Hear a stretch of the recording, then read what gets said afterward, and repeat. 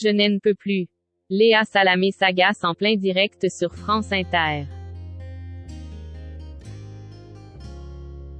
Ce mardi 17 janvier 2023, Léa Salamé était aux commandes d'un nouveau numéro de la matinale de France Inter, avec Nicolas Demorand.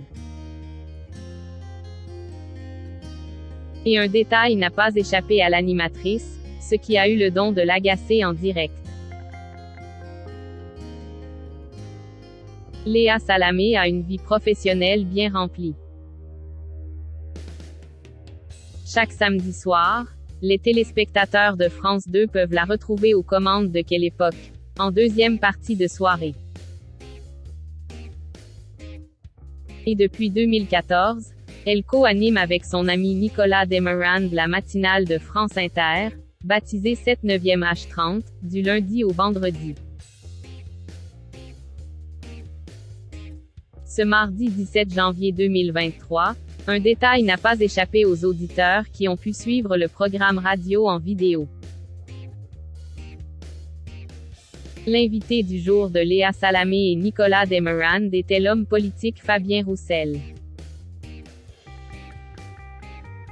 Le député du Parti communiste a notamment parlé de la grande grève du jeudi 19 janvier prochain contre la réforme des retraites, dont la mobilisation sera forte et qui concerne notamment la SNCF, la RATP ou LE accent aigu éducation nationale.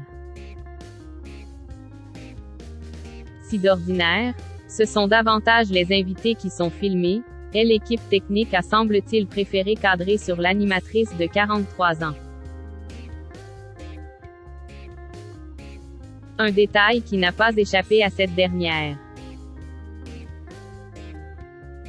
Léa Salamé a vite constaté que la caméra présente sur le plateau du 7/9e H30 était surtout braquée sur elle. De quoi agacer la compagne de Raphaël Glucksmann.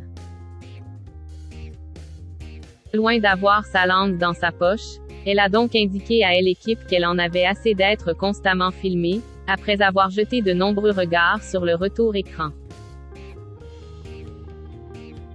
Arrêtez.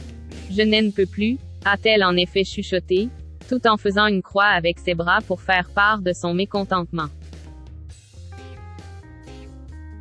L'équipe technique devrait s'en souvenir. Quand elle n'est pas sur le plateau de son émission Quelle époque, ou dans les studios de France Inter, c'est auprès des siens que Léa Salamé se ressource. En 2015, Raphaël Glucksmann et elle ont eu un véritable coup de foudre sur le plateau dont n'est pas couché. Depuis, ils vivent une idylle discrète. Rares sont en effet leurs apparitions en couple. Ensemble, ils ont eu le bonheur d'accueillir le 12 mars 2017 un petit garçon prénommé Gabriel. Ils forment ainsi une belle famille recomposée puisque l'essayiste et homme politique de 43 ans était déjà l'heureux papa d'Alexandre, fruit de son ancienne union avec Eka Zagouladze.